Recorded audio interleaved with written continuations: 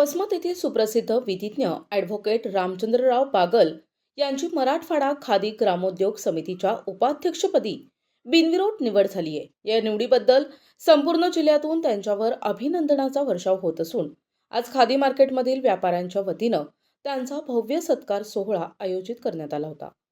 मराठवाडा खादी ग्रामोद्योग सारख्या महत्त्वपूर्ण संस्थेवर ॲडव्होकेट रामचंद्रराव बागल यांची बिनविरोध निवड होणं ही वसमत शहरासाठी भूषणावह बाब मानली जात आहे।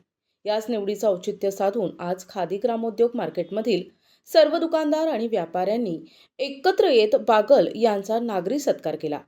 या सोहळ्याचे मुख्य आकर्षण म्हणजे ज्येष्ठ नेते नारायणराव लाशिनकर आणि श्री आनंद विजय अग्रवाल यांच्या हस्ते ॲडव्होकेट बागल यांचा विशेष सन्मान करण्यात आला। कार्यक्रमाला बाळासाहेब महागावकर, श्रीधर लोंढे, सुभाषराव लालपोतू आणि संतोष भालेराव यांची प्रमुख उपस्थिती होती।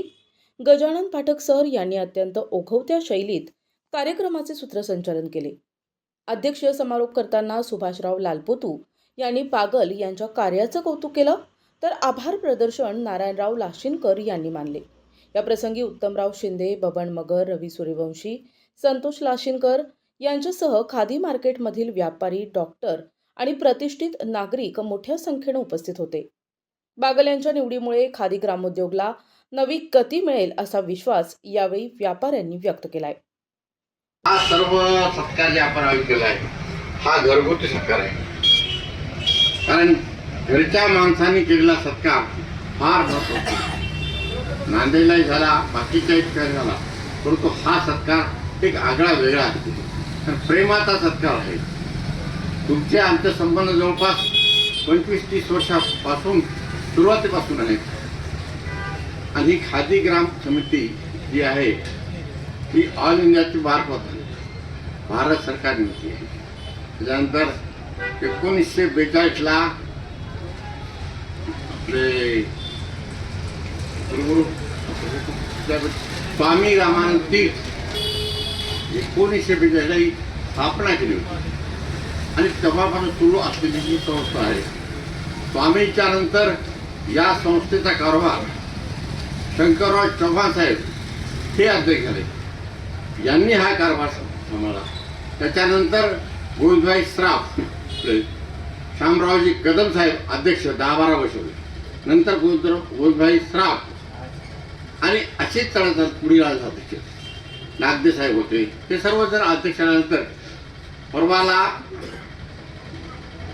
एक निर्णय झाला होता हायकोर्टाचा की बरेच दिवसापासून जे इथे अनेक कोर्टात केसेस चालू आहेत या संदर्भात, आणि हायकोर्टाच्या निर्णयानुसार त्यांनी सांगितलं की ही ताबडतोब तुम्ही निवडणूक घ्या आणि निवडणूक घेऊन डिक्लेअर करा। आणि त्यांनी क्रायटेरिया दिला होता की 2003 पर्यंत जी सभासद आहेत ती सभासदच ग्राह्य धरल्या जाईल, त्याच्यानंतर जे सभासद ग्राह्य नाही ते सभासदांनी बाद झालेले आहेत।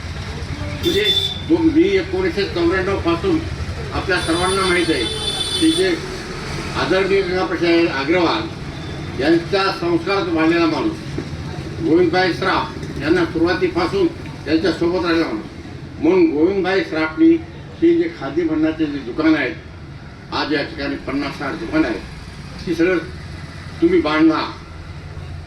आपल्या सर्वांना माहिती असलं पाहिजे की या ठिकाणी पडीत जागा होती, वडरवाडा होता, अनेक हे होते, ते फक्त प्रशासनाने सांगितलं बागल साहेब हे काम करू शकतात, तुम्ही त्यांच्यावर जबाबदारी सोपवा। ते करणं किंवा काय जे काही फार निष्ठ न होता, जी लोक काही शिकवलेली बसले होते, काही लोक वडर बसले होते, त्यांना नगरपालिकेचा अध्यक्षही होतो, त्याच्यामुळे आजूबाजूला जागा दिली, प्रेमानंच बाजूला केलं, काही लोक प्रेमानंच बाजूला केलं, ही सगळं दोस्त। प्रतिनिधी नंदू परदेशी, NTV न्यूज मराठी, वसमत, हिंगोली।